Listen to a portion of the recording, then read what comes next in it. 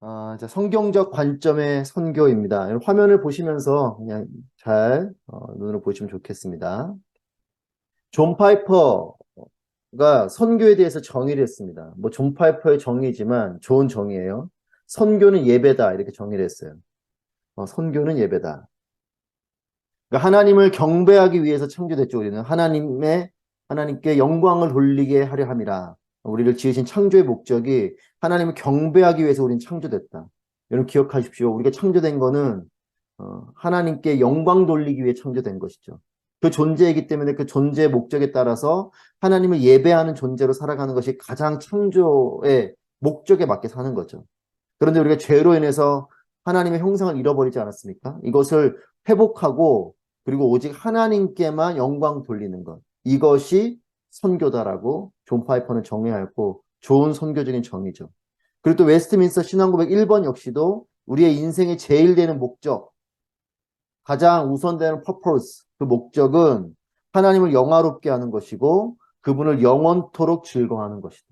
하나님을 영화롭게 하고 시간적으로도 영원토록이에요. 이 땅을 살면서가 아니고 영원히 하나님을 즐거워하는 것이 우리 인생의 목적이다라고 말하고 있죠. 그러니까 결론 같은 말씀을 드리면 선교는 나를 포함해서 이 땅에 있는 모든 인류가 하나님을 예배하게 하는 것, 이것이 선교인 거죠. 그 예배하게 하도록 하는 모든 그 미션을 이루는 것이 이 예배케 하는 이 미션을 이루는 것이 선교적인 활동이고 선교적인 태도이고 선교적인 마음인 거죠. 꼭 가서 우리가 선교사가 가서 말씀을 전하고 이런 것만이 선교가 아니라 그들이 어떠한 모양으로든 외모로든 참으로든 하나님을 예배케 하는 백성이 된다면 선교적인 것이에요. 자, 구약에 대한 부분을 먼저 보는데요. 우리 창조가 있고, 그리고 인류가 타락을 하게 되죠. 그 죄가 증가하면서 노아의 홍수로 심판이 한번 오게 되고, 그렇게 돼서 한번 죄에 대해서 심판을 하셨지만, 다시 또 자손이 증가하다가 11장에 바벨탑 사건이 일어나죠. 그래서 1장부터 11장까지 세 가지 중요한 것은 창조와 함께 인간이 타락하게 되고, 홍수가 일어나게 되고, 그리고 다시 하나님이 리셋을 하셨지만, 바벨탑 사건을 통해서 또 죄를 범하는 이런 모습이 나타납니다. 자, 그러면 바벨탑 사건을 기점으로 모든 언어가 흩어졌죠. 그리고 사람들이 그 흩어짐을 통해서 이제 흩어져 버립니다. 그래서 이 구원받아야 되는 은혜의 대상은 누구냐면 땅의 모든 족속들인 것입니다. 어떤 이스라엘 백성들, 이게 국한된 것이 아니고 모든 민족이 이렇게 타락한 백성들이고 그들이 구원을 받아야 되는 존재다라는 것이죠. 자, 12장에서 이제 아브라함을 부르십니다. 아브라함을 부르실 때 우리가 잘 아는 말씀이죠. 1절부터 3절. 제가 읽을 때 여러분들도 함께 읽으셔도 좋습니다. 여호와께서 아브라함에게 이르시되 너는 너의 본토 친척 아비 집을 떠나 내가 내게 지시할 땅으로 가라. 내가 너로 큰 민족을 이루고 내게 복을 주어 내 이름을 창대케 하리니 너는 복의 근원이 될지라. 너를 축복하는 자에게는 내가 복을 내리고 너를 저주하는 자에게는 내가 저주하리니 땅의 모든 족속이 너를 인하여 복을 얻을 것이다. 이것이 아브라함을 부르실 때 하나님의 부르심이죠. 너의 집을 떠나고 그리고 가서 큰 민족을 이루고 또 하나님께서 아브라함에게 내 이름을 창대하게 할 것이니 복의 근원이 되라. 복을 주라는 것이 아니에요. 내게 하나님 복을 주실 텐데 복을 주는 존재가 아니고 너 자체가 복이 되고 그리고 너로 인해서 다른 그들도 복을 얻게 되는 복이 되게 하는 그런 삶을 살라라는 것이 아브라함을 부르신 부르심이죠. 그래서 이 선교적인 명령의 시작은 뭐냐면 가는 것입니다. 가는 것이에요. 그 선교의 목적은 뭐냐? 복이 되는 것이에요. 여러분 그러니까 내가 선교적인 삶을 사는 것 그리고 내가 선교를 하는 그 모든 것은 내가 복이 되는 것이고 그 선교의 대상도 복이 되는 거죠. 제가 2003년도에 이라크로 갈 때에 그 연세가 지긋하셨죠. 뭐 이미 소천하셨지만 김사무엘 목사님께서 젊은 저희들에게 그렇게 말씀하셨어요. 우리는 선교하러 가는 게 아니라 선교를 당하러 간다. 이렇게 말씀하셨는데 그 말이 처음엔 이해가 잘 안 됐습니다. 선교를 하고 그리고 선교적인 삶을 살다 보니까 그 말이 이제 이해가 되는 거죠. 선교를 하는 나조차 내가 그럼 복의 복의 존재가 되어야 선교를 하는 거고 또 선교를 할수록 그 하나님의 복을 더욱더 누리게 되는 것이고 또 그 선교의 대상들도 이렇게 복을 받게 되는. 그러니까 결국 그들이 복받게 하는 그 일을 통해 내가 복을 받는. 이것이 하나님의 방법입니다. 선교의 명령은 가는 것이요. 선교의 목적은 복이 되는 것이다. 라는 것입니다. 자, 하나님께서 이 아브라함이 주신 언약이 아브라함에게만 있지 않죠. 이 하나님께서 아브라함에게 큰 민족을 이루고 복이 되게 하는 이 선교적인 명령을 주셨는데 이 명령이 아브라함에게 끝나는 것이 아니라 26장으로 가면 이삭에게도 이 언약이 이어지고 있습니다. 내 자손을 하늘의 별과 같이 번성하게 하며 이 모든 땅을 내 자손에게 주리니 내 자손으로 말미암아 천하 만민이 복을 받으리라. 이삭에게 아브라함의 이 언약이 흘러가고 또 28장으로 가면 이제 이것이 야곱에게로 또 이어집니다. 내 자손이 땅에 티끌같이 되어 내가 서쪽과 동쪽과 북쪽과 남쪽으로 퍼져나가지며 땅의 모든 족속이 너와 내 자손을 말미암아 복을 받으리라. 하나님의 언약이 계속 반복적으로 있는 것이죠. 결국 이것은 어디까지 이어지는 겁니까? 우리까지 이어진다는 것이. 아브라함에게 주신 복이 이삭을 넘어 야곱을 넘어 지금 우리에게까지 온 인류에게까지 이어지고 있다라는 것. 이것이 구약에서 말씀하시는 선교의 부분입니다. 자, 그래서 구약의 선교를 구약 말씀을 크게 구분을 하면 율법서와 역사서와 선지서와 시가서 이렇게 구분을 하죠. 그래서 이게 미시오 데이라는 단어를 써놨는데 이것은 뭐냐? 하나님의 선교라는 뜻이에요. 라틴어로. 그래서 하나님의 선교, 그리고 구약의 선교가 하나님의 선교다 이런 뜻인데 구약 말씀을 통해서 보게 되는 선교를 보는데 사실 선교 그러면 우리는 사도행전 이후를 생각할 때가 많아요. 오순절 마가의 다락방 사건을 통해 성령의 권능을 받고 그제서야 사람들이 흩어져 가고 또 심지어는 그 바울을 통해서 이방의 선교가 이루어졌다라는 신약적인 개념을 생각하는데 사실은 구약으로부터 이미 선교적인 것들을 우리가 지금 발견하게 되는 겁니다. 그래서 율법서에서 말하는 건 무엇이냐면 삶에서 율법은 말 그대로 하나님께서 우리에게 지키라고 하신 율법이잖아요. 레위기를 포함한 이런 율법에 대한 부분에서 삶에서 하나님의 공의로우심. 여러분 율법은 뭐냐면 하나님의 공의와 또한 그 가운데 흐르고 있는 사랑이 핵심이에요. 여러분 십자가는 하나님의 공의로우심과 또 우리를 향한 하나님의 사랑이 정확한 균형을 이루고 있는 것이 십자가입니다. 십자가에서 여러분 공의가 강해지면 사랑이 약해져요. 또 사랑이 강해지면 공의가 약해집니다. 십자가는 하나님의 공의로움에 따른 철저한 죄의 대가를 치르는 자리이면서 이것은 우리를 모두에게 값없이 베풀어 주신 은혜인 거죠. 그래서 사랑과 공의, 은혜와 진리 이것이 균형을 이룬 것인데 율법서가 그것을 말하고 있어요. 율법은 하나님의 공의로우심, 하나님은 이런 공의로우신 분이시다라는 것을 나타내는 것이 율법서라는 겁니다. 하나님은 공의의 하나님을 나타내는 것. 역사서는 무엇인가? 역사를 통해서 하나님께서 하나님 자신과 또 하나님이 하신 일, 그러니까 하나님이 역사를 통해 여러분 뭐 사무엘상하, 뭐 역대상하, 열왕기상하, 뭐 여러 이런 역사서들 보면 하나님이 등장하시고 하나님께서 하시는 말씀이 등장하시고 또 하나님께서 그 말씀하신 것을 이루시는 장면들이 나오잖아요. 그래서 하나님 자신과 하나님 하신 일을 보여주시는데 그것을 역사적인 부분에서 발견케 하고 전파하고 보여주는 것이 역사서라는 거죠. 선지서는 선지자들을 통해서 하나님의 심판과 구원을 말씀하셨잖아요. 그 심판은 왜 있습니까? 하나님의 공의로우심 때문에 있죠.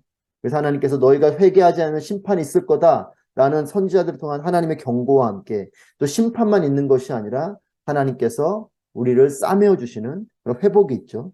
그래서 선지서는 그런 하나님의 공의로우심과 하나님 회복과 결국은 이것이 신약으로 넘어가면 예수 그리스도를 통해서 온 인류를 완전히 구원하시는 그 구원까지 세상 가운데 그런 하나님의 공의로우심과 은혜로우심, 심판과 구원을 알리라라는 것이 선지서고 시가서는 말 그대로 하나님 노래하는 거잖아요. 온 땅과 열방과 모든 민족을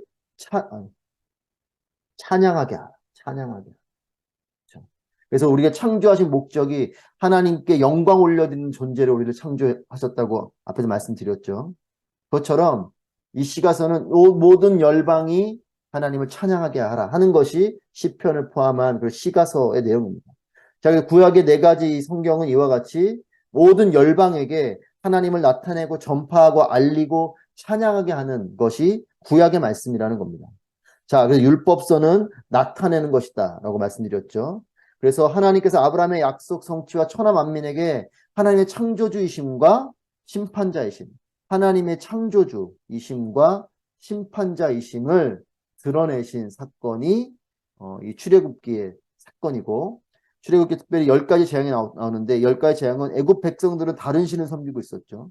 그들이 섬기는 신들을 심판하면서 누가 부각이 되고 누가 나타나게 되는 겁니까? 하나님이 보여주는 것이죠. 그래서 하나님께서 이스라엘 백성을 구원하신, 겉으로 보여주는 것은 구원하신 사건이지만 영적인 의미는 뭐냐면 애굽 백성들에게 하나님이 누구이신지를 알려주신 사건이 출애굽기요 10가지 재앙의 사건인 겁니다.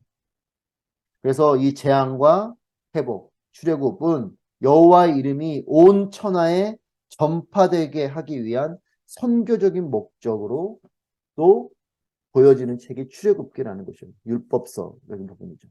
자, 구약 율법서에서 선교를 나타내는 것이라고 앞에 말씀드렸는데, 그래서 삶에서 하나님의 공의가 드러나도록 세 가지 단어를 써놨습니다. 선택과 윤리와 선교입니다. 자, 뭐냐? 선교는 선택, 즉 하나님이 아브라함을 선택하신 것처럼 우리를 선택하셨다는 것이죠. 그런 선택과 더불어 선택받은 존재는 무엇이 있어야 되냐? 선택받은 존재로서 즉 거룩한 삶. 하나님의 선택만 있으면 안 된다는 겁니다. 선택과 함께 선택받은 존재가 거룩한 말씀에 따른 윤리적인 그런 삶을 살아낼 때의 의미가 있다는 것이에요. 선택은 땅의 모든 족속의 복을 받기 위한 하나님의 선택이지만 그런 존재들이 세상 속에서 윤리적인 삶을 보여줄 때에 하나님이 선택하시고 부르시고 또 다시 보내시는 선교의 목적이 완수되는 것이죠. 그래서 선택과 윤리 그리고 이 두 가지가 합쳐져서 선교적인 것이 된다라는 것이에요. 그래서 성경적인 윤리와 무관한 성경적 선교는 없다는 것입니다. 말씀에 근거된 선교가 있는 것이에요. 말씀 따로 선교 따로가 아닙니다. 말씀에 하나님께서 복이 되라 하시는 그런 부르심과 선택과 함께 그거에 따른 우리에게 주시는 영적인 책임감 그리고 그걸 통해서 또 이 세상 가운데서 물론 우리의 행위로 구원받는 것은 아니지만 하나님의 구원받은 존재로서 우리의 거룩한 삶을 통해서 세상이 우리가 사랑하는 모습을 통해서 세상이 우리가 하나님의 자녀인 것을 또 하나님의 백성인 것을 보게 되는 것이고 또 그들도 그런 백성이 되는 것이고 이것이 선교적인 모습이 되는 거죠. 그래서 우리는 복음대로 살고 복음을 빛나게 하는 사람들을 알려지기보다는 복음을 전파하는 사람들. 그러니까 우리의 이런 삶이 드러나는 삶이 돼야 된다는 거죠. 존 스토트가 한 이야기인데요.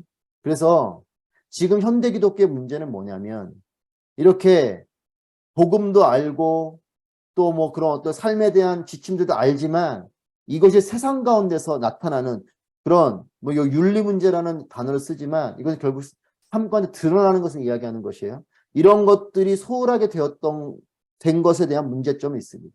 그래서 우리가 작년이었죠. 세상의 소금과 빛에 대한 이 말씀처럼 그렇습니다. 우리가 세상 가운데 그런 빛과 소금의 존재로 하나님의 말씀에 따른 그 율법에 따른 그것을 통해 하나님을 나타내는 삶을 살 때에 우리는 그런 선교적인 삶을 살게 되는 것이고 이것이 세상 가운데 또 선한 영향력을 미치게 된다는 것입니다. 자, 그래서 율법서의 말씀을 지키는 것이 선교적인 삶이 되고 자, 그리고 이제 여호수아와 솔로몬의 봉헌 기도 열왕기상 말씀을 통해서도 또 이런 역사서적인 부분에서 하나님을 전파하는 그래서 여기 보면 이 땅의 모든 백성으로 여호와의 능하심을 알게 하고 하나님을 전파하고 나타내라는 거죠. 그리고 하나님 여호와를 영원토록 경외하게 하려 한다. 하나님을 드러내고 전파한다는 것이죠. 그래서 먼 지방에서 온 이방인이라도 저희가 주의 광대한 이름과 주의 능한 손과 주의 표심팔의 소문을 듣고 와서 이 전을 향하여 기도하거든 주는 계신 곳 하늘에서 들으시고 무릇 이방인이 주께 부르짖는 대로 이루사 땅의 만민으로 주의 이름을 알고 주의 백성 이스라엘처럼 경외하게 하옵시며 그러니까 그들이 이방 사람들이지만 그들이 하나님 앞에 나와 하나님께 엎드릴 때에는 그들을 이스라엘 백성처럼 그들을 받아주시는 그거에 대한 기도를 솔로몬이 하고 있습니다.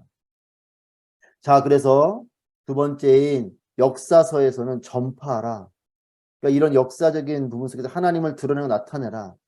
그래서 아브라함, 이삭, 야곱, 요셉으로 쭉 이어지는 이런 구약의 인물들의 그런 계보 속에서 하나님께서 부르시고 하나님 보내시는 이런 선교적인 역사가 계속적으로 하나님의 복이 되라고 하는 말씀에 따라서 계속 이어지고 있고, 이것이 열방이 복이 되기 위해서 하나님이 선택하시는 하나님의 부르심과 함께 그에 따른 하나님의 백성들의 책임이 있는 이 주제를 역사의 모습 속에서 발견하게 되는 것이죠.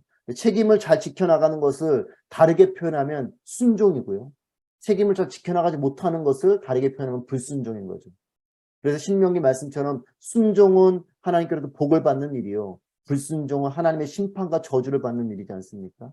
그러니까 하나님의 선택은 우리를 복을 주시기 위해서 복된 존재를 선택하시는데, 선택받은 그 백성이 하나님의 말씀에 따라 윤리적인 삶을, 즉 말씀을 지켜나가는 순종적인 삶을 살아야 될 책임이 있는데, 이 책임을 못 사게 될 때에는 하나님의 심판이 있는 것이죠. 그래서 이 하나님의 선택에 따른 책임, 하나님의 선택에 따른 이 책임을 잘 지키지 못하는 이런 불순종, 이것에 대한 결과를 쭉 나열해놓은 것이 역사서인 겁니다.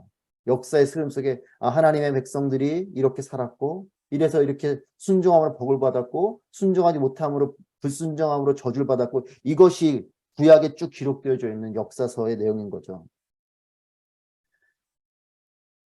자, 그래서 이제 세 번째는 시가서입니다. 시가서는 하나님을 찬양하게 하라, 이렇게 말씀드렸죠. 자, 하나님의 목적은 전 세계적인 것이라는 것이에요.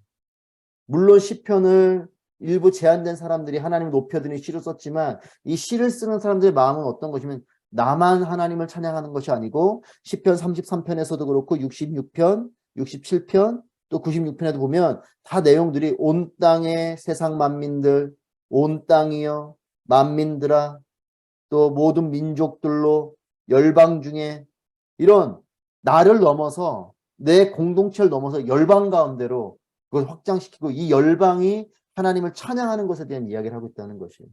구약에서는 끊임없이 선교적인 부분들이 말씀 가운데 구약의 말씀을 통해서 흐르고 있다는 거죠.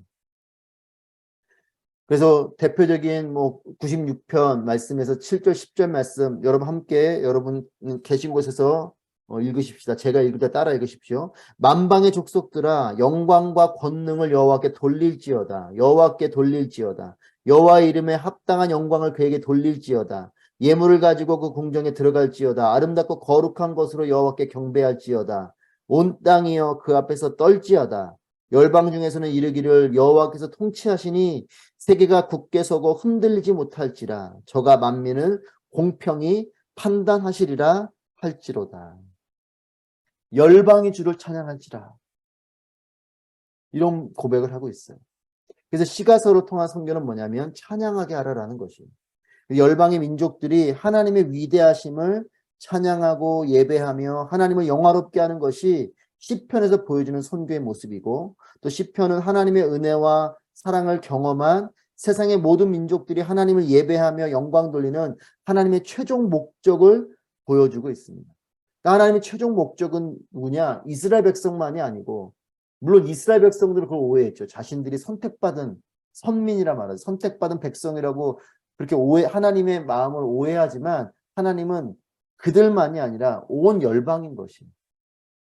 그들을 어떤 통로로 도구로 사용하시는 하나님의 섭리가 있는, 어떤 하나님의 계획이 있는 부분에서 쓰임받는 민족이 이스라엘 민족이지, 이스라엘 민족만 구원받는 것이 아니고 이스라엘 민족만 하나님의 백성이 아니라는 것입니다.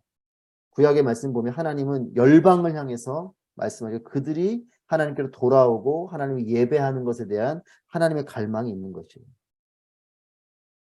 그래서 시편은 율법과 또 역사서와 또한 그 선지서인 예언을 통하여 계신 하나님을 향한 인간 마음 깊은 곳으로부터의 진실한 응답이 시편인 거죠.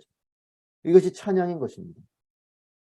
그래서 이 시가서를 통해서 선교적인 메시지는 모든 열방이 하나님을 찬양하게 하라라는 것이에요. 자, 마지막 선지서입니다. 선지서 여러 선지서가 있지만 보편적으로 이사야서, 요나서를 포함한 또 일반 보편 다른 선지자들을 우리가 볼 텐데, 자, 이방 사람들의 자발적인 구심적 선교는 원심은 바깥으로 나가는 거죠. 그리고 구심은 안으로 들어오는 거죠. 그래서 나중에 신약을 할 때 좀 더 설명드리겠지만 앞에서 미리 여러분들에게 간단히 말씀드리면 구약은 좀 더 구심적인 선교의 메시지를 하고 있어요. 그래서 하나님 안으로 들어와라.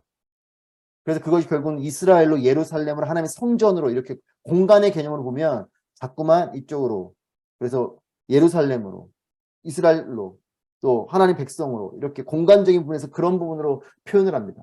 물론 그것이 이스라엘을 말하는 것은 아니지만 표현 자체가 그렇게 하나님 백성으로서 하나님 앞으로 돌아오는 왜냐하면 죄된 자들에 대한 하나님께 돌아오게 하는 하나님의 부르심이 그 가운데 있기 때문에 이렇게 돌아오게 하는 선지자들을 통해서든 그렇게 하나님께 돌아오게 하시는 것이죠.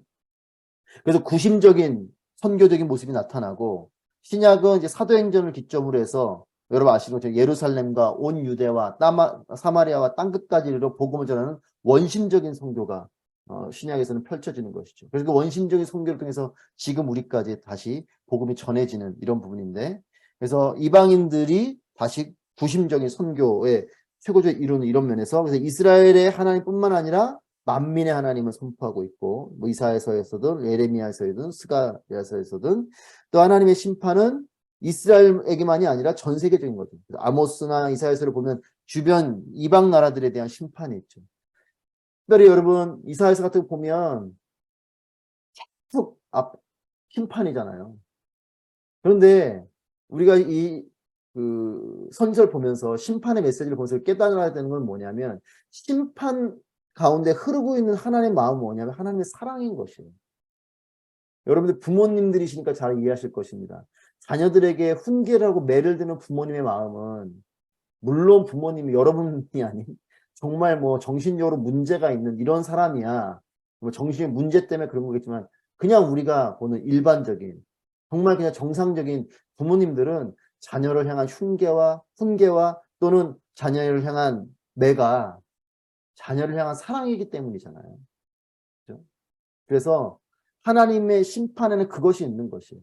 그래서 이방 나라들을 향한 심판이 그들을 멸절시키는 어떤 하나님의 모습으로만 우리가 볼지 모르지만 그러기보단 그 죄에 대한 하나님의 심판의 부분이 있고 하지만 그 가운데서 하나님은 그들이 하나님께 돌아오면 그들을 받아줄 하나님의 마음입니다. 하지만 그들이 결국 완악하게 안 받아들이기 때문에 심판을 받게 되는 것이죠.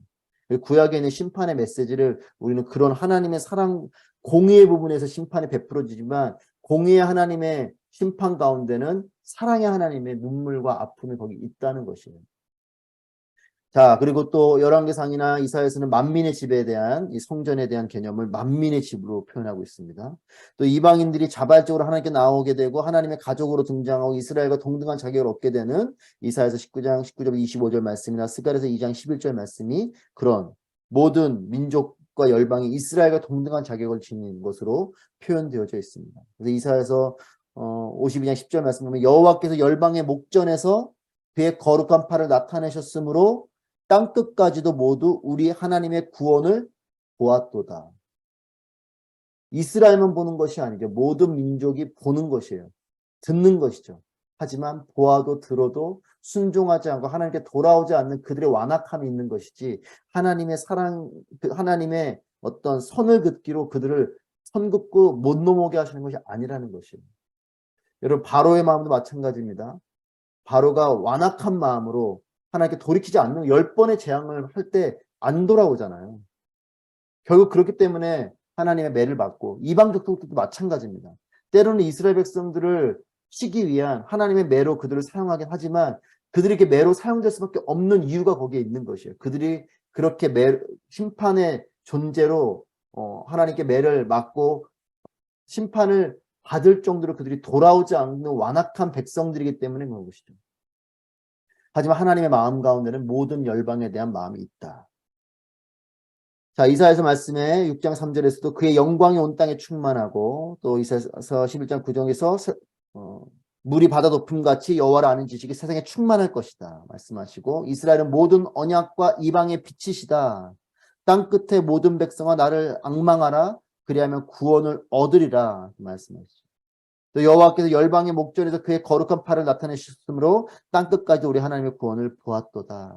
이것이 온 땅과 세상과 이방과 땅 끝과 열방과 이런 표현을 끊임없이 구약의 말씀을 통해서 하고 계십니다. 그래서 하나님이 열방을 향한 하나님의 구원 계획을 선포하고 계시고, 특별히 이사야서는 구약 성경 중에서 가장 선교적인 주제를 많이 담고 있는, 그러면서 또 예언적인, 그래서 메시아의 예언이나 이런 것들이 예수님을 예언하는 일들이 많이 나와 표현되는 이사야서이죠. 자, 요나서를 보면 현재 요나서는 여러분 뭐 잘 아시는 것처럼 니느웨로 가는 이야기이지 않습니까? 하나님 이방인을 향한 선교적인 의지, 그러니까 원심적인 성경 거죠. 이스라엘을 벗어나서 복음을 전하는 그 일이 구약에도 나타나고 있어요. 하나님의 이름이 은혜로우심을 자비로우심을 전 세계에 알리는 여호와께서 이르시되 내가 수고도 아니하였고 재배도 아니하였고 하룻밤에 났다가 하룻밤에 말라버린 이 박농풀도 아꼈거든. 하물며 이 큰 성읍 니느웨는 좌우를 분별하지 못하는 자가 12만 명이요 가축도 많이 있나니 내가 어찌 아끼지 아니하겠느냐. 하나님의 말씀이시죠. 하나님께서 이스라엘 백성이 아닌 너희들이 원수같이 여기는 그 니느웨 백성들 가운데에도 좌우를 분별하지 못하는 자가 12만 명이나 있는데 내가 그들을 어떻게 버리겠냐, 그들을 아끼지 않겠냐 라는 하나님의 마음을 요나에게 알려주시죠. 요나서는 구약에 나타나는 그런 바깥으로 이스라엘 벗어나서 복음을 전하는 말씀이죠. 그래서 구약에 끊임없이 선교적인 말씀들이 이어지고 있습니다. 하나님이 이방 민족의 구원을 위해 이스라엘 밖으로 보낸 선지자가 요나 선지자고, 하나님이 열방을 구원하기 위해서 이스라엘을 제사장 나라로 삼겠다는 언약과 함께 언약이 이방 민족에게 확장되는 것을 요나도 원치 않는 이런 갈등과 대립이 있는 것이 요나서이죠.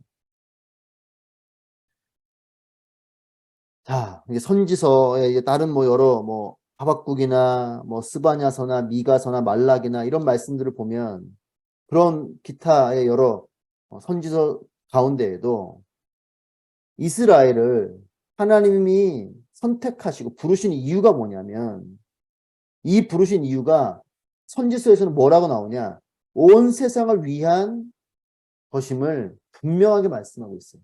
이스라엘 백성을 위해서 그들을 선택한 게 아니라는 거죠.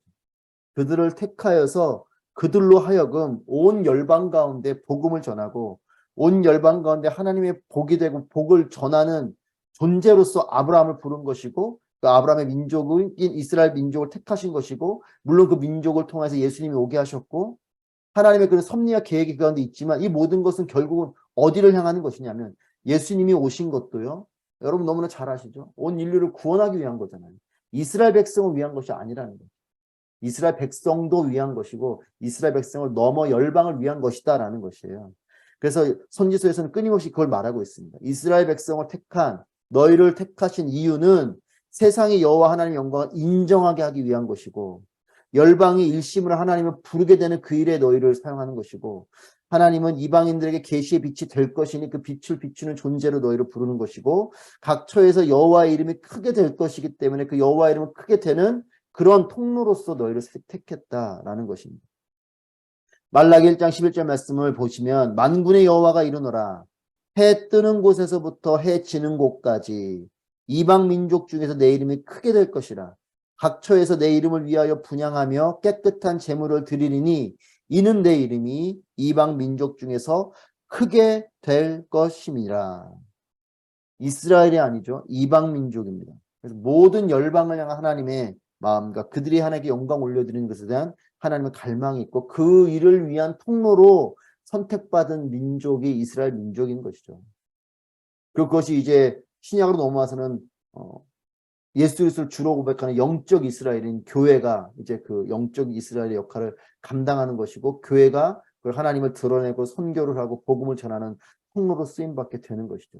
이스라엘 백성들이 구약에서는 그런 존재를 쓰였다면, 그들을 통해서 선지자가 오고 그들을 통해서 예수 그리스도 태어나시고 하나님의 섭리가 그들을 통해서 열방이 하나님께 돌아오는 통로가 그들이 쓰였다면, 신약으로 넘어와서는 영적 이스라엘인 교회가 그 역할을 감당하게 되는 겁니다. 자, 선지서에서는 그래서 알려라. 하나님의 공의로 사랑과 정의를 선포하시는 계시를 알리라라는 것이고, 열방이 하나님을 알고 하나님의 구원을 받아서 하나님 나라 백성이 되는 희망의 비전을 선포하고 메시아 예수 그리스도의 오심을 구약을 통해서 미리 선포하신 것이죠. 그래서 진정한 선지자는 누굽니까? 자신의 지혜가 아니라 하나님이 주시는 지혜와 권위를 선포하는 것이 참된 선지자죠. 그래서 하나님께서 선지자 통해서 하신 것은 하나님의 마음을 전하신 것이고, 그 마음 가운데 흐르는 선지자들의 선포를 보면 열방을 향한, 이방 족속들을 향한 하나님의 사랑과 그들이 돌아오기를 원하시는 하나님의 마음이 흐르고 있다는 것입니다.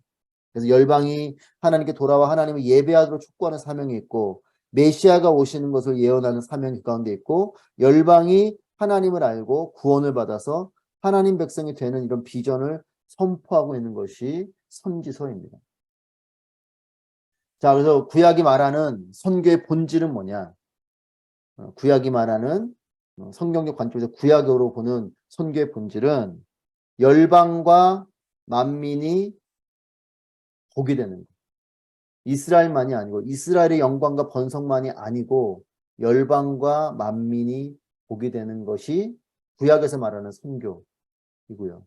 그래서 이것이 아브라함, 또 노아, 바벨탑 사건, 여러 사건을 통해서 구약에서는 끊임없이 이런 넘어지는 이스라엘 백성들을 향한 또 하나님의 심판과 함께 또 회복의 메시지죠. 구약에서는 끊임없이 하나님 본심을 계속 드러내시는데, 그 본심은 뭐냐면 열방을 위한 선택을 하시고 또 세상 구원을 위한 도구로서 우리를 선택하시는 하나님의 선택하신, 그래서 이스라엘이 선택하신 것은 영적 이스라엘인 교회와 그리스도인인 우리가 이 이스라엘을 택하신 하나님의 선택에 대한 이 섭리를 이어받아서 복의 통로로서, 도구로서, 선택받은 백성으로서 구원이 우리에게만 있도록 하는 것이 아니라 나를 넘어서 내가 구원받은 그 구원의 은혜를 내게만 두는 것이 아니라 그것을 흘려보내고 전하는, 그것이 우리에게는 전도이고 선교이고 증인되는 삶을 사는 거죠.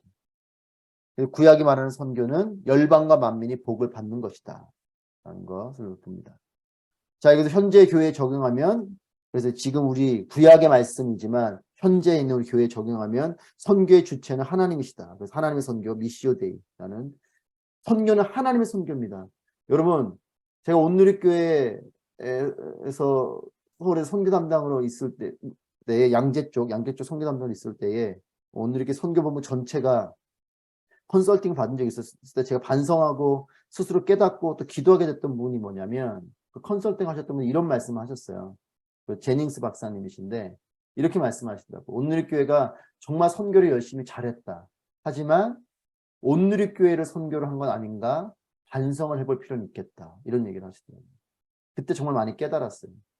정말 우리가 하나님 사랑하는 마음을 열심히 선교했다고 했지만 또 한편으로는 우리의 선교를 한 건 아닌가. 우리의 깃발을 꽂고 우리의 이름으로 뭔가 우리가 해냈다라는 어떤 우리의 성취감으로 이렇게 선교를 한 것은 아닌가 반성하게 됐고, 사실은 그런 부분도 많이 있었던 것을 회개하기도 했습니다.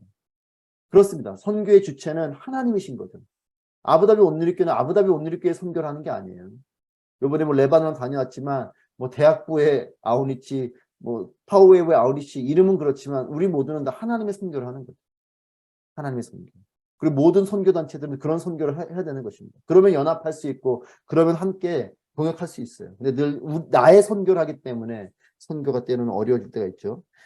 구약에서는 하나님의 선교를 말하고 있고, 선교의 내용은 열방에 복이 되는 선교라는 것. 그래서 모든 민족과 족속과 열방을 구원하기 원하시는 하나님의 사랑이 그 구약 가운데 흐르는 것을 다시 한번 기억하고, 선교의 힘과 원동력이 되는 것은 말씀입니다. 선교는 다른 것으로 힘을 얻지 않습니다. 하나님께 주시는 약속, 하나님께 주시는 그 계시의 말씀이 힘을 주는 것이죠. 아브라함을 부르신 것은 돈으로 그를 매수한 것도 아니고 권력으로 그를 매수한 것이 아니죠. 하나님 말씀으로, 하나님 약속으로, 하나님의 계획하심과 하나님의 마음을 전함으로 그를 부르신 거죠. 이것이 하나님의 약속이고 그것이 선교를 하는 힘이고 동력인 겁니다. 하나님께서 모든 열방이 돌아가기를 원하시는 하나님의 마음을 선포하신 그 선포 때문에, 그 하나님의 마음 때문에, 하나님의 그 말씀 때문에 우리가 선교를 하게 되는 거죠. 그래서 선교의 자원과 힘은 말씀이라는 것입니다. 존 스토트 목사께서 말씀하신 거죠. 자, 선교의 목적은 뭐냐? 하나님의 영광을 위한 것입니다. 선교는 하나님의 영광을 위한 것입니다. 우리가 몇 명을 전도했는가 이것이 우리의 목적이 아니에요. 그건 나의 영광이고요. 하나님의 영광을 위해서 하는 것이 선교의 목적이다라는 것입니다. 선교의 참여와 동참은 그렇기 때문에 전 세계 교회와 모든 그리스도인이 하는 것입니다. 요즘 많이 이제 이것이 익숙해져서 잘 이해하시지만 이 YBC 책을 처음 쓸 때도 그렇고 초창기에 선교 훈련을 받을 때 이 부분이 상당히 극명하게 달라져 있었어요. 선교는 선교단체가 하는 거지 교회는 선교는 우리가 하는 게 아니야. 이런 개념이 강했었거든요. 근데 그게 아닌 거죠. 말씀을 가만히 보면 선교는 모두가 하나님 믿는 그리스도인인 모두가 하나님 백성인 모두가 하는 것이 선교입니다. 자, 그래서 구약과 신약 성경의 선교 특징을 잠깐 보시면 아까 말씀드린 구심적 선교, 구심적 선교는 오는 것이에요. 그리고 원심적 선교는 다시 가는 것입니다. 그래서 오는 것과 가는 것, 성막으로 성전으로 하나님의 백성으로 들어오라는 것이죠. 그리고 그렇게 들어온 사람은 다시 이방의 빛으로 가라는 것입니다. 여러분 이것이 사실은 이게 지금 선교적인 부분에서 이 화살표 그림이 있지만 이것은 동일하게 어디랑 무엇과 만나냐면 교회론과도 만나는 것이에요. 여러분 1대1 하신 분들을 기억하십니까? 교회 부분 하실 때 이 그림은 이 그림이 아니지만 똑같은 개념을 이야기하죠.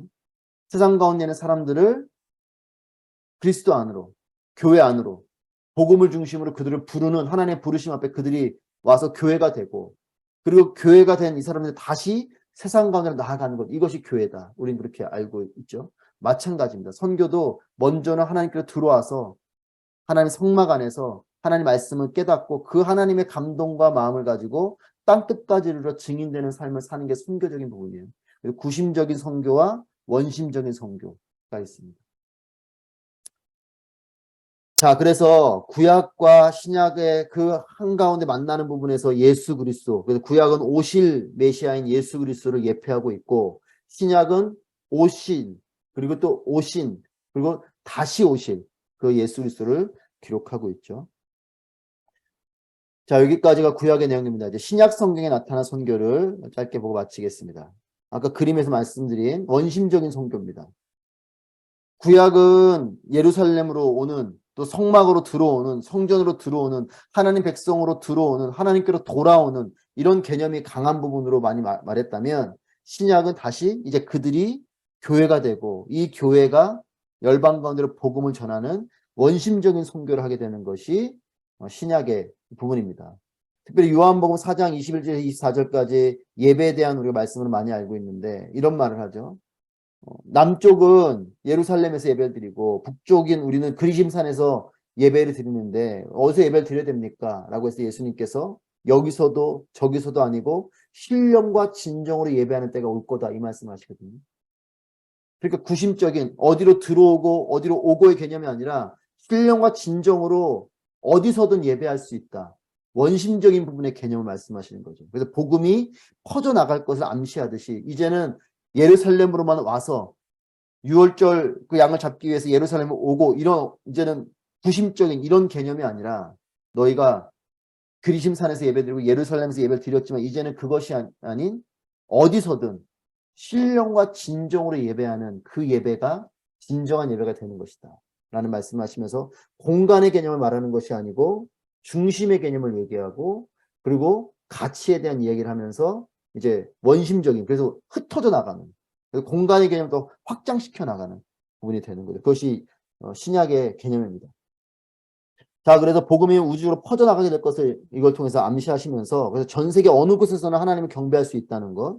그래서 성령께서 우주적인 편지는 유니버셜 처치라 말하죠. 우리가 뭐 교회 이름이 있고 또 나라별로 민족별로 이렇게 구분이 되어져 있지만 결국 이 모든 것이 하나님의 백성들과 하나님의 교회인 거잖아요. 유니버셜 처치. 그래서 우주적인 교회라고 말하는데 그래서 성령의 우주적인 하나님 성령 하나님은 어디서든 무소부지하신 어디든 계시기 때문에 그럼 어디든지 임재하시는 그 성령님 안에서 신령으로 성령 안에서 말씀을 붙들고 진정으로 예배하면 그 어느 곳에서든 예배할 수 있다라는 것. 그렇기 때문에 어느 민족에 있든 어떤 족속이든 그들이 성령 안에서 말씀 안에서 예배하게 되면 그 예배는 참된 예배가 된다라는 거죠. 그런 부분에서 이제 복음을 전하고 선교적인 원심적인 선교를 이 부분을 통해서 우리가 미리 또 보게 됩니다. 그래서 그런지 이제 예루살렘이 실제적으로 70년에 멸망하면서 다 흩어지게 되죠. 뭐 그리스도인들도 주변 나라로 흩어져 가고, 그래서 정말 예루살렘과 온 유대와 사마리아 땅끝까지 이르러 증인되라는 말씀이 실제적으로 벌어지는 일이 나타나게 됩니다. 그래서 사도행전 2장에서 오순절 사건이 일어나고, 오순절 사건에는 근동지방의 15개 지역들로 복음이 전파되는 일이 이루어지죠. 그리고 사마리아를 향한 또 선교적인 이야기가 사도행전 8장에 나오고 있어요.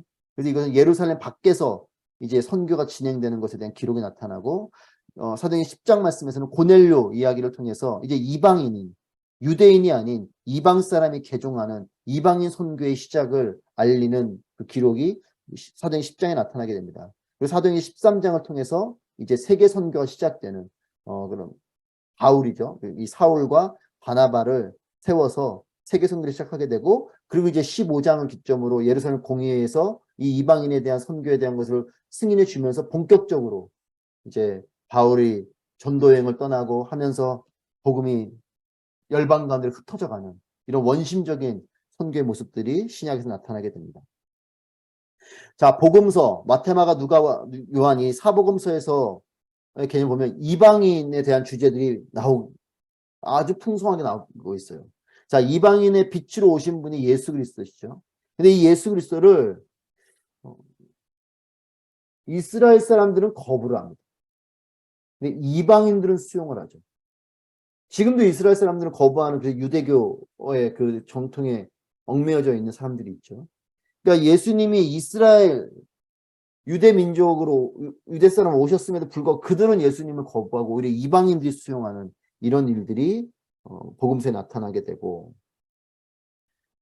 그래서 그런 이방인들에 대한 이야기들이 백부장 이야기 나오죠. 백부장도 이방인이고 가나안 여인도 이방인이고 사렙다 과부와 나아만 장군도 이방 사람이고 유대 사람들이 아닌 거죠. 문둥병자에게 10명 그 사람들도 이방 사람들이고, 또 혼인잔치 비유도 이방 사람들에 대한 이야기를 하신 거고, 탕자 비유도 마찬가지고, 포도원의 품꾼 이야기, 또 만민이 기도하는 집이다. 유대 사람이 기도하는 집이다가 아니고 만민이 기도하는 집이다. 그래서 복음서에 이방 사람들에 대한 주제가 풍성하게 나타나고 있어요. 그러니까 끊임없이 성경에서는 모든 열방, 유대 사람들은 이방 사람들을 터부시하고 그들을 부정하다고 이야기하고 그들과 함께하려 하지 않지만, 성경은 끊임없이 그들을 같이 연합하고 통합하고 하는 그런 개념을 말하고 있다는 것입니다. 자, 복음서에서 선교적인 명령을 사복음서에서 보는데, 먼저 마태복음에서는 어떤 부분을 강조해서 이야기하냐면 가르침에 대한 것을 강조하고 있어요. 그래서 여러분 잘 아시는 마태복음 28장 우리 그 19절 20절 말씀이죠. 온누리교회도 표이기도 하고 그 머릿돌에 있는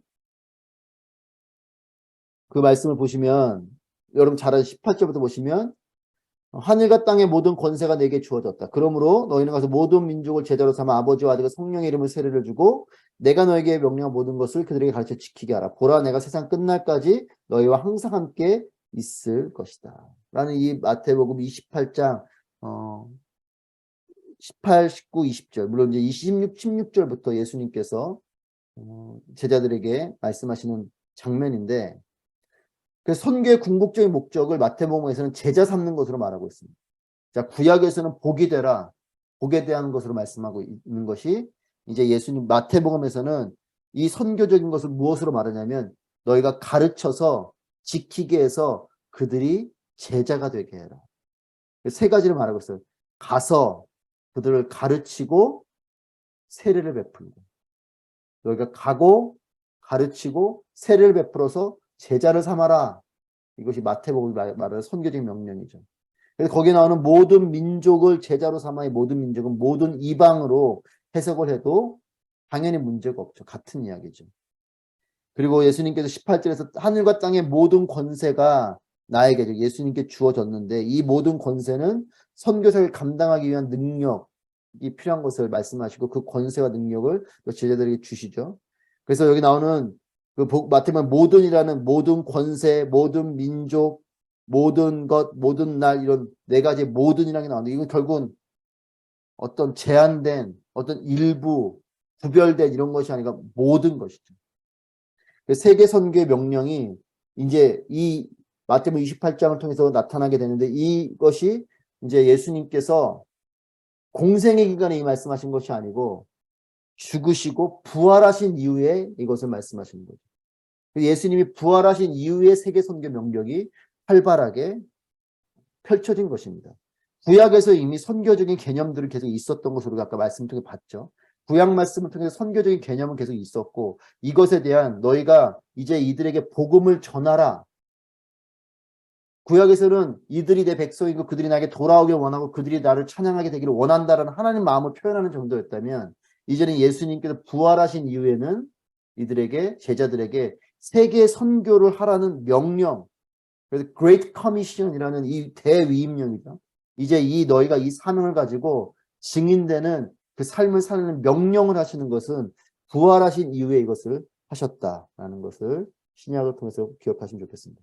자, 마가복음에서는 믿음을 말씀하고 있습니다. 선교적인 부분에 특별히 믿음을 강조하고 있습니다. 그래서 내 집은 만민의 기도하는 집이다 이렇게 칭함을 받으리라. 여러분 아시는 것처럼 성전에는 이방인의 뜰이 있거든요. 성전에 가시면 이방인의 뜰이 있어요. 그러니까 이방 사람들은 거기까지밖에 못 들어가요. 근데 예수님 뭐라 말씀하시니까 이 성전은 만민이 기도하는 집이다. 이방 사람도 들어올 수 있는 집이라는 말씀을 하셨어요. 놀라운 선교적인 선포를 하신 거죠.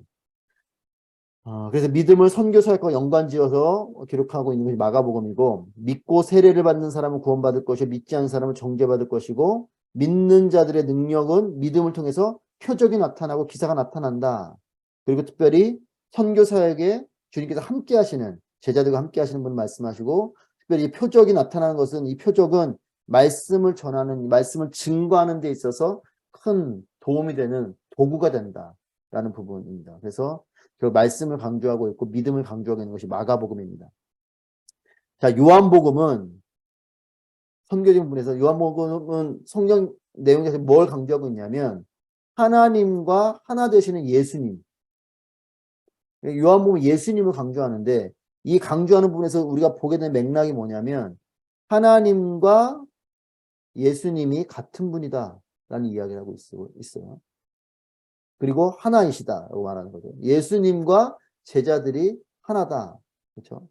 한 몸을 이룬 한 공동체를 이룬 하나 된 것이다. 그리고 심지어는 그 제자들에게 예수님께서 또 그런 권세와 능력을 주시는 그런 말씀들도 하시죠.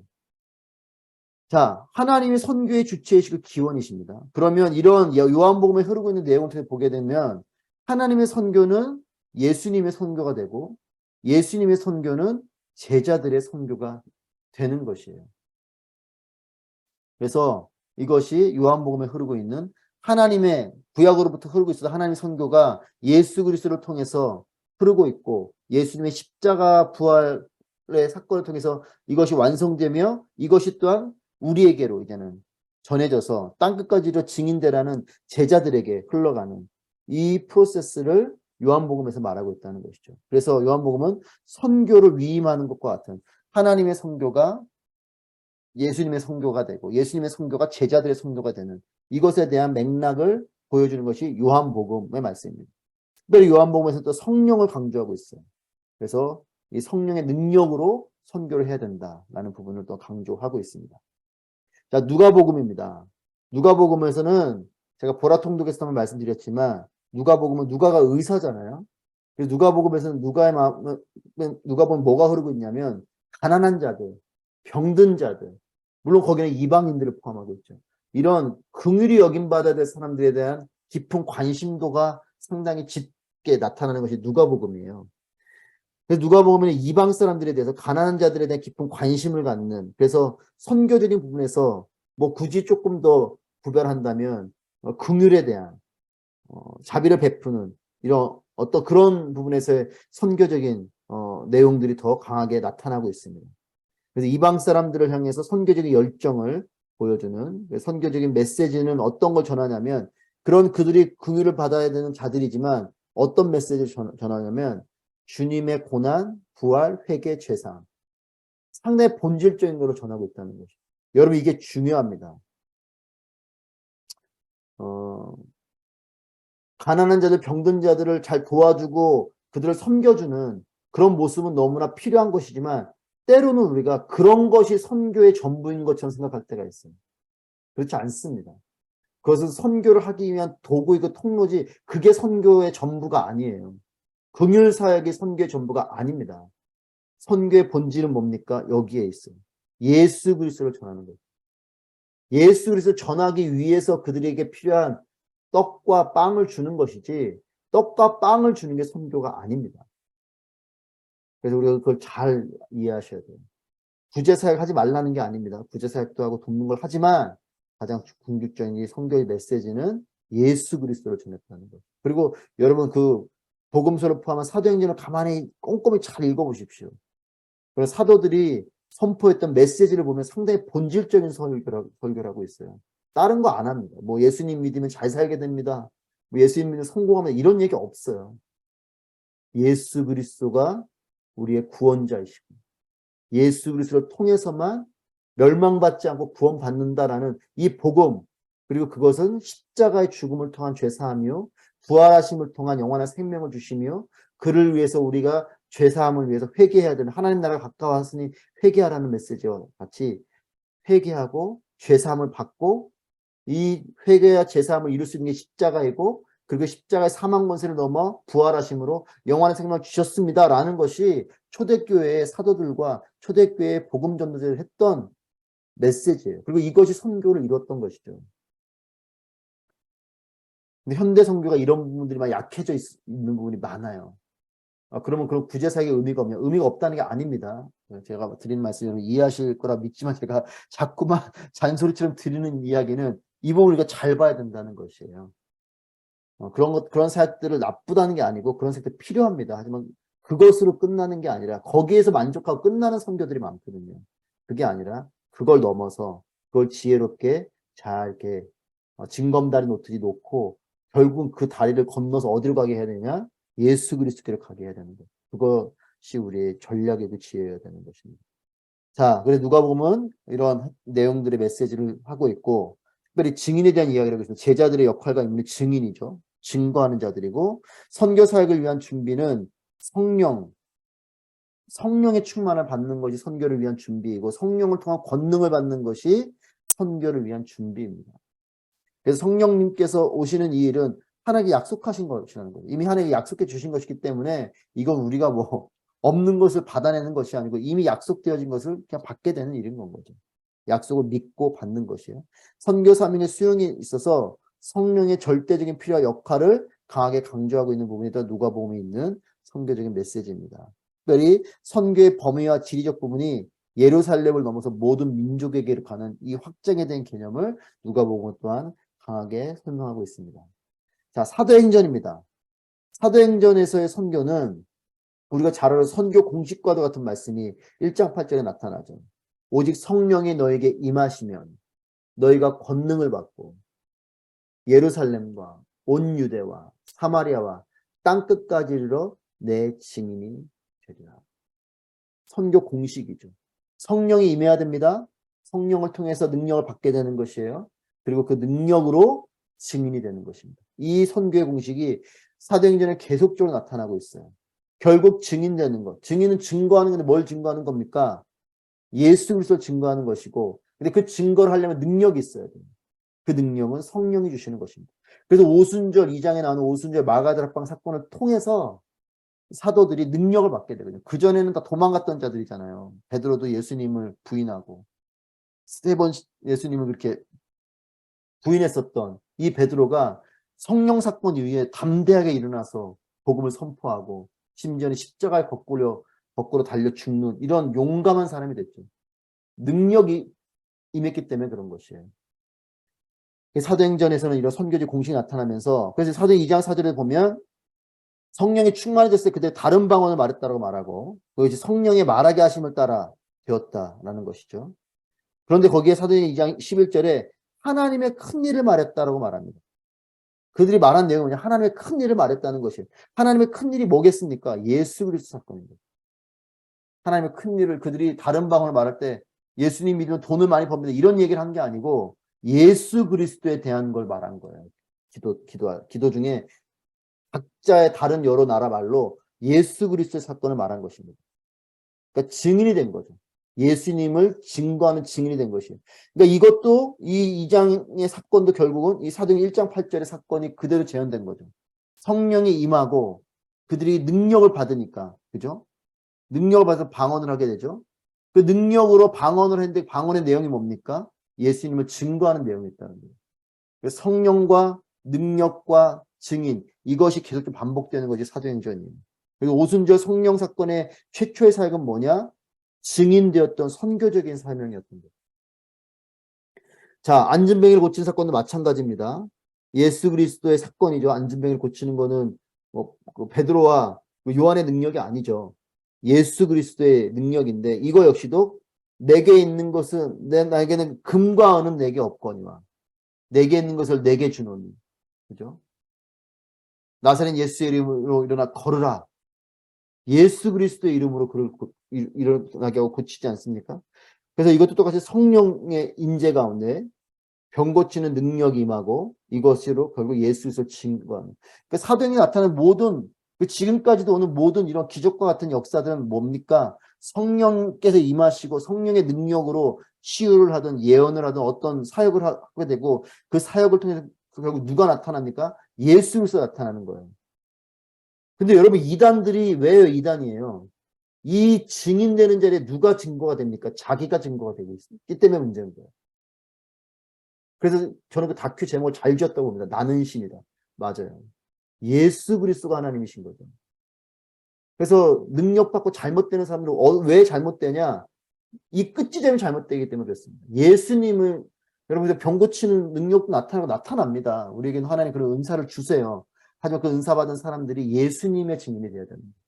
사도행전에 나타나는 이 사건은 지금도 일어날 수 있는 사건이지만 이 사건의 결과가 예수 그리스도를 전하는 것이 되어야 된다는 거예요. 이걸 통해서 예수님이 증거되고 그것이 결국 선교적인 능력이 되는 거죠.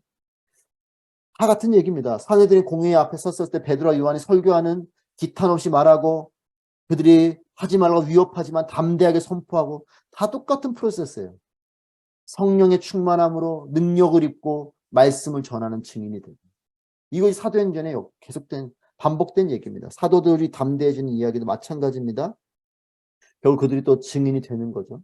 성령의 능력으로 용기를 얻고 힘을 얻고 또 그 능력으로 선포를 하든 뭐 기적을 베풀든 무엇을 하든 뭐 옥문이 열리든 어떤 거든 그들은 그 일을 통해서 예수를 증거했습니다. 증인됐다는 거. 성령이 임하고 능력을 받고 예수 그리스도의 증인이 되고 이 공식이 계속 펼쳐지고 이것이 선교를 이루는 일이 됐던 거죠. 자, 예루살렘 교회와 안디옥 교회가 나타나게 됩니다. 자, 예루살렘 교회는 전통적인 교회죠. 오순절 마가다락방 사건의 시작으로 시작된 가장 마더 철치, 모교회죠. 이 전통, 하지만 이 예루살렘 공동체가 전통 속에 갇혀있는 공동체였어요. 그래서 베드로 역시도 그 유대인의 한계를 벗어나지 못하고 이방인들을 향해 강한 거부감을 나타내는 이런 모습이 보이죠. 그래서 그것에 대해서 또 바울이 지적하지 않습니까? 문화나 종족, 언어, 종교의 벽을 넘지 못한 유대 공동체의 모습이 나타나고 이방인을 향한 편견과 선입관에 극복을 해야 되는 이런 과제가 있었던 것이 예루살렘 공동체입니다. 한계가 있는 것이죠. 하지만 안디옥 공동체는 교회는 어떻습니까? 지금 여러분 아시는 터키 쪽에 있지 않습니까? 예루살렘으로도 더 북쪽으로 한참 올라와 있는 교회죠. 예루살렘이 핍박당하고 멸망하고 하면서 그쪽으로 올라오게 된 디아스포라 교인들로 인해서 세워진 교회가 안디옥 교회고 주변 이방 사람들과 함께 모여서 하게 된 것이 안디옥 교회인데 8장 1절에 큰 핍박이 있었다고 말하죠. 큰 핍박이 있음으로 인해서 예루살렘에 있던 사람들이 흩어져 나가게 되면서 안디옥까지 올라가게 되는 것이고 자 그리고 거기에 몇 사람의 순종이 있었다. 그래서 극소수 평신도들의 순종으로 세워지는 교회가 안디옥 교회인 거예요. 여러분 교회 공동체는 또 하나님의 역사는 많은 사람들이 하는 경우도 있지만 또 많은 경우는 소수가 하는 것이에요. 두세 사람이 내 이름을 모이는 곳에 그렇습니다. 적은 숫자지만 그들이 기도하고 그들이 예수 그리스도 안에 있는 공동체가 될 때 거기에 놀라운 부흥이 있는 것입니다. 반대로 수천 명, 수만 명이 모여도 거기에 진정한 순종의 사람들이 없다면 그래서 하나님도 말씀하세요. 의인 10명이 없어서 망하잖아요. 소돔과 고모라 망하지 않습니까? 한 도시가 의인 10명이 없어서 망하는 거예요. 그래서 수천 명, 수만 명 사람 많아도 거기에 하나님께 순종하는 자들이 없으면 그 공동체는 그림자입니다. 그림자. 그래서 안디옥 교회는 이런 교회였다는 것이에요. 소수의 하지만 순종의 사람들. 그리고 그들의 대부분은 유대인들이지만 대부분의 유대인들이 유대인임을 복음을 전하지만 그들은 이방 사람들과 함께 섞여 있는 그리고 문명의 평신도 들이면서 또 흩어진 자들이 세운 교회가 안디옥 교회고 그들의 성장의 비결은 뭡니까? 주의 손이 함께 하셨다. 이게 중요하죠. 여러분 우리의 교회 공동체는 하나님 영광이 떠나지 않아야 되는 것이에요. 그리고 우리의 선교 사역의 열매는 하나님 영광이 떠나지 않도록 하는 것에 있습니다. 자, 그래서 안디옥 교회의 모습을 통해서 결국 예루살렘 교회는 모교회이지만 선교적인 역량을 발휘하는 것은 안디옥 교회죠. 그래서 안디옥 교회가 선교사를 파송하는 장면이 13장에 나옵니다. 무엇을 하면 금식 기도를 하고요. 성령께서 인도하심에 따라서 그 지시를 따르고 결국 바울과 바나바를 보내라는 그 성령의 음성 앞에 안디옥 교회가 정말 너무 좋은 사람이라서 보내고 싶지 않지만 그들을 보내기로 결정하고 파송을 하죠. 대가를 치렀다라고 써놨는데 그렇습니다. 좋은 사람을 보내는 일은 이렇게 은혜로운 공동체 또 아직 이제 뭐 그렇게 큰 능력 있는 교회가 아니잖아요. 이런 교회에게는 너무나 안타까운 일이지 않습니까? 하지만 그런 대가를 치르는 거죠. 하나님이 말씀하시면 하는 거예요. 성령과 교회와 선교사가 완벽한 조화를 이루는 성령께서 말씀하시고 교회의 리더십과 교인들이 기도하고 그리고 하나님께 말씀하실 때 그를 보내는 그래서 성령과 교회와 선교사가 조화를 이루는 선교사 파송이 가장 아름다운 거죠. 선교사 파송의 책임과 권한은 교회가 지니는 것입니다. 여러분 그래서 저희도 12명의 12유닛의 작지만 선생님들 기도로 또 작은 물질로 후원하고 있지 않습니까? 선교사님들에 대한 권한은 교회가 지니는 것이에요. 저는 그러면서 아부다비 오늘교회 감사합니다. 선교사님들 오시면 잘 맞이해 주시고 또 교회가 또 선교사님들 맞이하는데 또 재정을 쓰는 이런 교회에서 감사한데 저는 그것이 더 풍성하게 되어서 더 많은 선교사님들을 또 섬기고 도울 수 있는 그런 또 교회가 되길 바라요.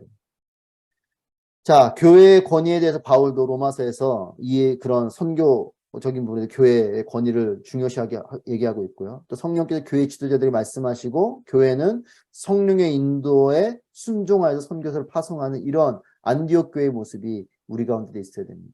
여러분 우리도 어쩌면 하나님 말씀하시면 좋은 사람을 보내야 되는 것이에요. 뭐 여러분들 다 좋은 분들이고 뭐 여러분들 누가 간다 하시면 되게 섭섭하고 서운하지만 하나님 보내시면 가야죠. 저를 보내시면 저도 가고 여러분을 보내시면 여러분도 가고 그런 것이 그것이 교회인 것이죠. 자, 랄프 인터라는 사람이 이런 말을 했어요. 모달리티, 소달리티라는 말을 썼는데 뭐 사회학적인 어떤 용어인데요. 그래서 이 모달리티는 지역 교회를 말하고요. 그 사회학적인 용어에서는 그건 아니고 어떤 그런 모체가 되는 큰 어떤 단체와 또 작은 단체와 뭐 이런 부분인데 이것은 교회 선교적인 개념을 볼 때에 지역 교회를 모달리티로 보고 선교 단체를 소달리티로 보는 것이에요. 그래서 이 모달리티와 소달리티가 같이 연합을 이루는 선교. 이것이 가장 아름다운 것이라는 거죠. 그전에는 지역 교회와 선교 단체가 이렇게 분리되어 있었어요. 하지만 지역 교회와 선교 단체가 서로 연합하는 거예요.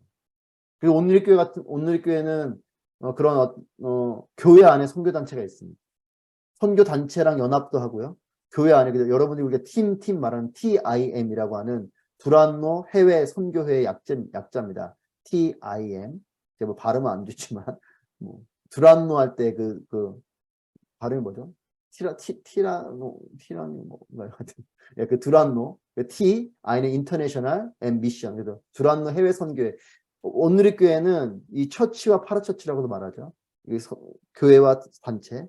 그래서 온누리 교회가 있고 그 온누리 교회와 온누리 교회 연결되어 있죠. 또 온누리 교회 안에서 만들어졌지만 온누리 교회 안에 있는 것이나 온누리 교회와 동역하는 그런 단체들이 있어요. TIM과 선교 단체가 있고 그다음에 또 CGN TV와 같은 방송국도 있고요. 두란노 서점과 같은 문서 선교를 하는 쪽도 있고요. 그다음에 또 선교 쪽에 보면 뭐 더 멋진 세상이라는 NGO 팀도 있고요. 또 선교 훈련을 하는 엑치29 비전 빌리지라는 선교 훈련원도 있고 이런 처치와 파라처치, 교회와 연계되어 있는 단체들이 있는 것이죠. 그래서 랄프 인터가 이야기한 이런 선교적인 개념. 그래서 선교는 선교단체가 하는 것이 아니고 선교는 교회가 하는 것이고 선교단체와 함께 하는 것이에요. 그 개념을 꼭 기억하시길 바랍니다. 자, 그래서 안디옥 교회, 예루살렘 교회는 순종하는 교회와 전통에 갇힌 교회, 열린 교회와 닫혀있는 교회, 이방인들로 구성된 교회와 유대인들로만 구성된 교회, 총체적인 사고로 하는 뭔가 이분법적인, 그냥 선을 긋고 보는 그런 이분법적인 사고라는 그런 교회의 모습. 그리고 다양한 문화가 있는 교회와 단일, 유대 문화만 있는 교회, 선교를 이끄는 공동체에서 역사 속에서 사라져버린 교회. 이것이 이렇게 구분이 되고 있어요. 자, 바울의 선교를 보면 신약에서 이제 사도행전 넘어서 이제 바울 서신에 넘어가는데 바울의 선교를 통해서 신약에 있는 나머지 선교 부분을 보고 마치도록 하겠습니다. 바울은 확고한 소명 의식이 있었던 사람이죠. 그래서 다메섹 도상으로 가면서 예수님 만났고 그를 이방인의 사도로 부름받았죠. 그리고 그 바울의 선교의 동기는 뭐냐면 세 가지인데 잃어버린 영혼에 대한 깊은 관심이 있었습니다. 그리고 영적인 책임감을 가지고 있었어요. 자기의 그 빚진 자와 같이 표현하고 내가 복음을 전하지 않으면 내가 화가 임할지도 모르겠다라고 말할 정도로 그런 복음을 전하는 것에 대한 강한 책임감을 가진 자였고 특별히 구원의 감격을 가진 본인이 먼저 구원의 감격을 가진 자였기 때문에 그 구원의 감격이 내게뿐만 아니라 저들도 받았으면 좋겠다. 그 로마서 같은 경우를 보면 바울이 이방인의 사도로 부름받았음에도 불구하고 그의 마음속에 어떠한 간절한 마음이 있습니까? 내 동족인 유대 백성들이 예수님을 믿게 되는 그 일이 있으면 좋겠다. 내 이름을 지우고서라도 그들이 구원받는 일이 있으면 좋겠다라고 말하는 간절한 그의 마음이 있지 않습니까? 이 세 가지가 바울의 강력한 선교의 동기였었어요. 특별히 미전도 종족에 대해 선교의 마음을 가졌습니다. 바울은 남의 터에서는 사역을 하지 않았어요. 없는 곳에 가서 교회를 세우고 없는 곳에 가서 복음을 전했던 거죠. 듣지 못한 자, 보지 못한 자, 그들에게 복음을 전하는 것이 바울의 사역이었습니다. 자, 그래서 바울은 선교 부분에서 기도를 요청하는데 5가지 기도 제목을 요청해요. 전도할 문과 말씀의 문이 열릴 수 있도록 나를 위해 기도하십시오. 여러분이 선교사를 위한 기도도 이런 기도를 하셔야 되는 거죠. 성경적인 기도를 한다면 유대인의 위협에 굴하지 않도록 그렇죠. 위험한 상황들이 많거든요. 그런 것에 위험하시거나 또는 그런 위협 속에 타협하거나 넘어지거나 굴하지 않도록 기도해달라. 그리고 복음을 전파할 때 담대하게 전할 수 있도록 나를 위해 기도해주고 또 위험한 상황들이 많기 때문에 보호와 안전을 위해서 기도해달라고 이야기했고요. 마지막으로는 이 고난과 어려움을 극복할 수 있도록 나를 위해 기도하십시오. 여러분 이 5가지 영역이 물론 뭐 다른 것들도 있겠지만 선교사로서 선교사님을 위한 기도로서 또는 선교사 본인이 가져야 될 가장 어떤 기도 제목으로서의 핵심적인 내용들이 여기에 있죠. 바울은 뭐 재정을 채워달라 뭐 이런 기도들보다는 위에 있는 내용들의 기도를 더욱더 중점적으로 요청한 것을 바울 서신서를 통해서 보게 됩니다. 그래서 이 신약 성경에 흐르고 있는 또 선교와 기도의 관계도 우리가 함께 봅니다. 마지막입니다. 이제 선교가 결국 이제 영광. 선교는 그냥 겉으로 보면 되게 모든 걸 손해본 것 같고, 뭐 다 내려놓은 것 같고, 뭐 물질도 없고, 명예도 없고, 뭐 사람들도 알아주지 않고 이런 것 같지만 결국 선교는 영광이 있어요. 그래서 뭐 그런 찬양도 있죠. 뭐 세상이 당신을 모른다 하여도 주님은 그 이름 마음에 새겼네. 저는 그 찬양 참 감동이 돼요. 그래요. 사람들은 몰라줄 수 있어요. 하나님 하시면 그를 아시는 거예요. 그를 하나님의 마음에 새기고 하나님의 손바닥에 새기는 여러분 이것만큼 영광스러운 일이 있을까요? 그걸 물질로 그 영광을 살 수 있을까요? 세상 권력으로 하나님의 그 영광을 살 수 있을까요? 구원을 이룰 수 있을까요? 그렇지 못하죠. 결국 요한계시록을 통해서 보게 되는 것은 큰 무리가 하나님을 찬양하는 이 모습을 볼 때에 여러분 이 선교를 통해서 이 모든 열방이 하나님께 돌아오는 그 영광을 우리가 본다면 얼마나 가슴 뛰는 일이고 기쁜 일이고 감사한 일입니까? 여러분 물질에 눈이 먼 사람은 뭐 주식이 대박 나는 것에 가슴이 뛸지 몰라도 정말 하나님의 영광을 구하는 사람은 모든 열방이 하나님께 예배하는 것에 가슴이 뛰는 거예요. 우리의 자녀들이 뭐 좋은 대학 가고 그런 건 필요하겠죠. 하지만 그것보다 우리의 자녀들이 정말 하나님의 영광이 되는 자녀가 되는 것에 가슴 뛸 수 있다면 우리는 정말 하나님이 기뻐하시는 삶을 살게 되는 사람들이 될 겁니다. 큰 무리가 하나님을 찬양하는 일, 그리고 새하늘과 새 땅에 임하는 이 영광스러운 일, 그리고 선교 완성되는 만국이 그 빛 가운데로 다니고 만국의 영광과 존귀를 받으시는 이 선교가 완성되는 이 모습이 계시록에 나타나잖아요. 이 영광스러움이 온 열방 가운데 한 명도 예외되지 않고 이 영광관에 나가면 좋겠다. 내가 그런 사람이 되면 좋겠고 우리의 가족이 그런 사람이 되면 좋겠고 우리의 이웃이 그런 사람이 되면 좋겠다라고 하는 것이 선교의 영광입니다. 그리고 그 요한계시록에 나오는 7교회, 그 7교회는 지금 다 사라져버리고 없는 교회예요. 이름만 남아있어요. 뭐 성지순례 가면 뭐 이름, 저는 아직 그쪽을 안 가봐서 모르지만 이름 정도 있고 뭐 그럴지 몰라도 그 교회는 다 실체가 사라졌죠. 하지만 성령께서 그 교회들에게 하시는 말씀처럼 우리도 끊임없이 하나님의 영광을 바라보며 나아가는 교회가 되고 그런 그리스도인이 되고 또 그런 신앙의 대물림이 되어야 사라지지 않는 그리스도인, 사라지지 않는 교회가 되는 것이에요. 계속해서 복음을 전하고 하나님의 영광을 꿈꾸는 그런 선교적인 삶과 또 선교적인 사명과 선교적인 영광의 기쁨을 가지고 나아갈 때 우리에게 놀라운 은혜가 있는 것입니다. 네, 이렇게 여기까지 하나님의 말씀에 따른 구약과 신약의 부분의 선교를 보았습니다.